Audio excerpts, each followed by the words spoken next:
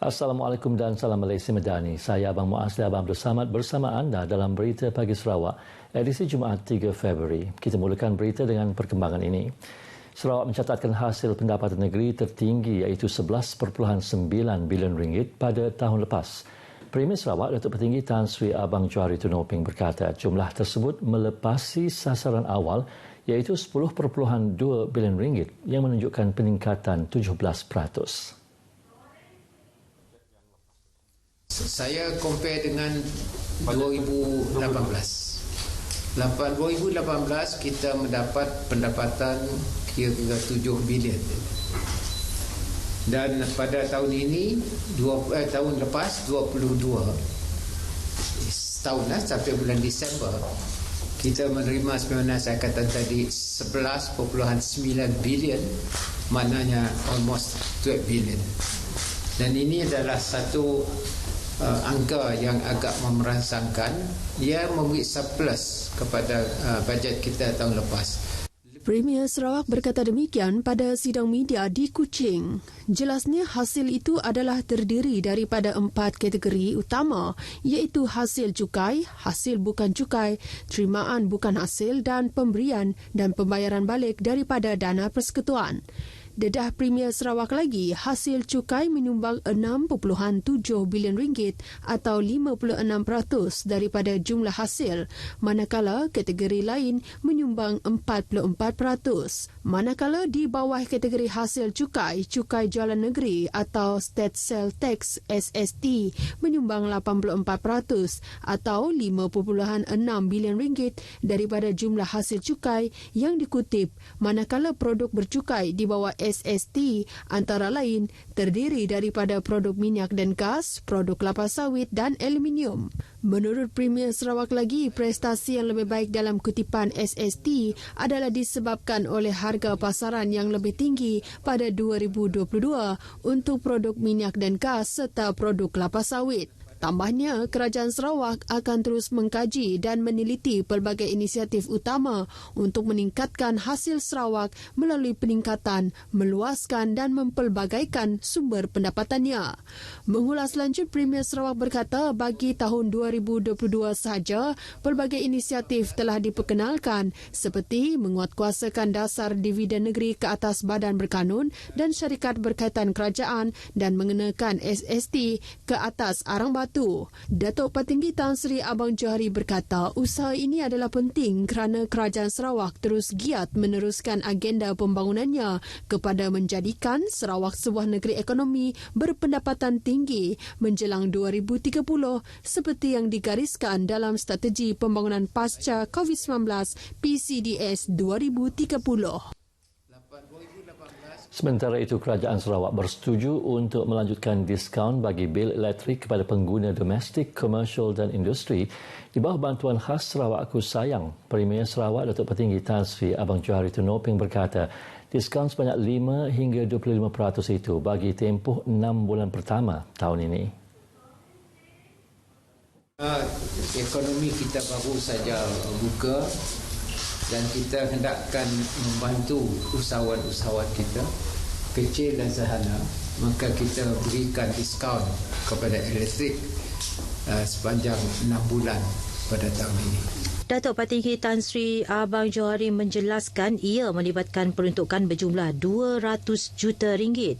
Beliau menjelaskan keputusan tersebut dicapai selepas mesyuarat Kabinet Negeri Sarawak semalam.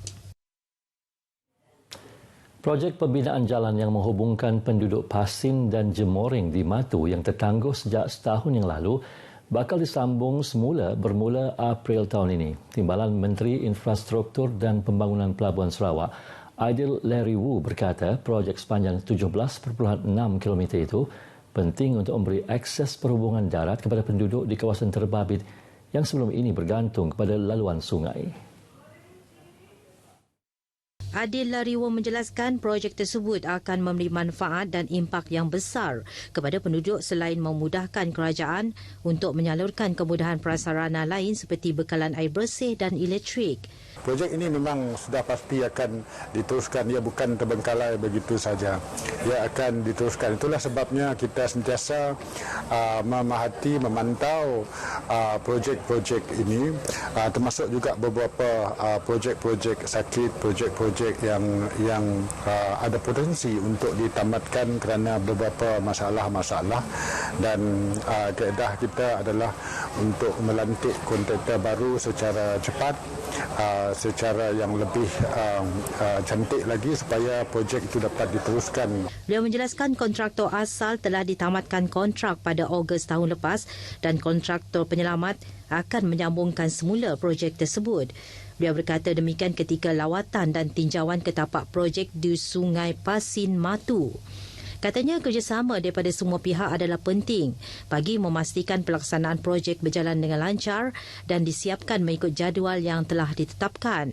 Sementara itu, Ahli Dewan Undangan Negeri Adun Daro Syafiee Ahmad memberitahu kerajaan telah membelanjakan peruntukan yang besar bagi jalan berkenaan dalam memastikan rakyat di kawasan luar bandar tidak ketinggalan daripada arus pembangunan. Inilah bukti komitmen kerajaan Sarawak kita di bawah kepimpinan Yang Berhormat Premier kita bahawa keutamaan untuk kebajikan dan kesejahteraan rakyat sentiasa diteruskan. Walaupun sedia maklum bahawa projek ini ianya mungkin melibatkan kenaikan dari segi kosnya kerana tempoh pelaksanaannya telah semakin panjang, walaupun kerajaan telah membuat jaminan bahawa ianya akan tetap diteruskan sehingga ianya siap dan memberi faedah kepada masyarakat khususnya di kawasan Pasin ini. Dewan Bandaraya Kuching Utara DBKU dan Tabung Kanak-Kanak Pertubuhan Bangsa-Bangsa Bersatu UNICEF menandatangani Memorandum Persefahaman MOU Inisiatif Bandar Mesra Kanak-Kanak CFCI dalam satu majlis yang berlangsung di Ibu Pejabat DBKU. Timbalan Menteri Utiliti dan Telekomunikasi Datuk Dr. Abdul Rahman Junaidi menyaksikan pemeteraian MOU tersebut di antara pengarah DBKU Muhammad Khadir Abang dan Timbalan Perwakilan Program UNICEF Sanja Saranovic.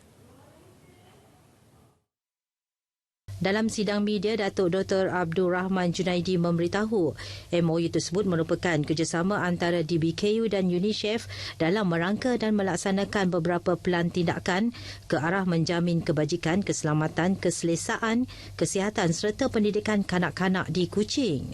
Beliau juga yakin menerusi kerjasama tersebut, DBKU akan dapat mewujudkan persekitaran bandaraya yang lebih positif dalam kehidupan komuniti setempat, khususnya golongan kanak-kanak yang merupakan aset penting negara. Sementara itu, Sanja Saranovic memberitahu kerjasama itu bukan sahaja bagi menyebarkan inisiatif CFCI di bawah Konvensyen mengenai Hak Kanak-Kanak Pertubuhan Bangsa-Bangsa Bersatu UNCRC ke Sarawak, malah menjadikan Sarawak sebahagian daripada komuniti global yang memperkasakan hak dan kepentingan kanak-kanak.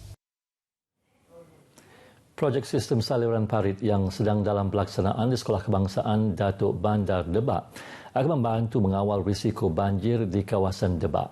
Timbalan Menteri Pembangunan Wanita, Kanak-Kanak dan Kesejahteraan Komuniti Muhammad Razi Sitam berkata sistem saliran yang akan dibuka itu terletak di belakang Kampung Melayu Debak yang turut melibatkan kawasan sekolah berkenaan. Muhammad Razi berkata projek tersebut antara yang diluluskan di peringkat persekutuan di bawah rancangan Malaysia ke-12 namun masih dalam fasa pelaksanaan. Jelasnya beliau akan sentiasa berhubung dengan agensi pelaksana berkenaan status projek tersebut. Beliau berkata demikian pada Majlis Malam Kebudayaan SK Datuk Bandar Debak di Debak pada Rabu. Dalam pada itu, Muhammad Razi turut meminta kepada warga pendidik dan ibu bapa untuk memastikan murid-murid mengekalkan kehadiran mereka ke sekolah. Hospital Sibu sedang mengesan ahli keluarga kepada seorang pesakit berbangsa Iban, Roslyn Mengga, 58 tahun. Menurut kenyataan Hospital Sibu, pesakit telah dimasukkan ke hospital berkenaan sejak Julai tahun lepas dan kini berada di wad psikiatrik perempuan. Kenyataan itu memaklumkan pihak hospital telah cuba menghubungi waris pesakit bagi urusan discharge namun gagal. Difahamkan juga Roslyn mempunyai ahli keluarga yang bernama Jacqueline. Sehubungan itu, pihak hospital Sibu menyeru agar ahli keluarga atau orang ramai yang mengenali pesakit atau mempunyai sebarang maklumat berkaitan ahli keluarga beliau untuk menghubungi Pegawai Kerja Sosial Perubatan Naimi Muhammad Nawawi di talian 084 343 333 atau Sekretari Perempuan pada waktu pejabat. Yayasan Sarawak akan menjadi tuan rumah bagi Pesta Sukan Antara Yayasan Negeri se-Malaysia Persaya ke-14 yang berlangsung pada 10 hingga 19 Februari ini. Setiausaha Kerajaan Sarawak, Dato' Amar Muhammad Abu Bakar Marzuki berkata, kali terakhir Yayasan Sarawak menjadi tuan rumah sukan tersebut adalah pada tahun 2013 dan semangat berpasukan perlu dikekalkan oleh semua kontijen yang menyertai sukan 2 tahunan itu nanti. Dato' Amar Muhammad Abu Bakar berharap agar semua peserta dapat menunjukkan sikap yang positif kepada kontijen-kontijen yang datang dari luar negeri.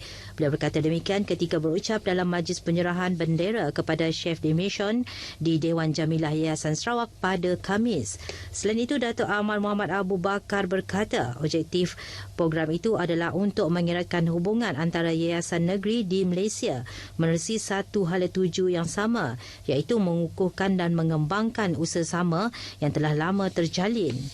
Tamasya kali ini bakal menyaksikan sebanyak 13 kontijen negeri akan mengambil bahagian dalam 15 jenis sukan yang dipertandingkan dengan slogan perpaduan dalam kepelbagaian melalui sukan. Penglibatan secara aktif dan bersepadu dalam kalangan ahli Persatuan Bola Sepak Sarawak FAS, khususnya Persatuan Bola Sepak Bahagian DFA, merupakan elemen penting yang boleh membantu mencapai kebangkitan semula sukan bola sepak di negeri ini. Presiden FAS Abang Zulkarnain Abang Abdul Rahman berkata, untuk memastikan semua DFA dapat menggalas cabaran tersebut, FAS telah merangka program yang memberi tumpuan khusus kepada 3 tunjang utama, iaitu tadbir urus, pembangunan dan pertandingan.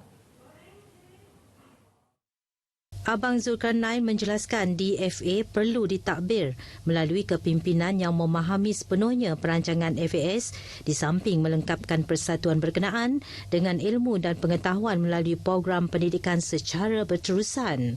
Abang Zulkarnain berkata demikian merasmikan kursus kejurulatihan bola sepak Lesen D FAM FAS 2023 di Miri. Tambahnya merangka dan menyediakan program pembangunan teknikal yang meliputi aspek kejurulatihan, pemain, pengadil dan pentadbir juga perlu diberi perhatian. Ini katanya termasuk usaha untuk memperkenalkan program di peringkat akar umbi melalui acuan baru bagi membentuk kerjasama pelbagai pihak. Seramai 40 orang peserta menghadiri kursus tersebut. Paparan itu tadi mengakhiri Berita Pagi Sarawak edisi Jumaat 3 Februari. Dapatkan berita terkini dari portal berita.rtm.gov.my. Assalamualaikum dan salam Malaysia Madani.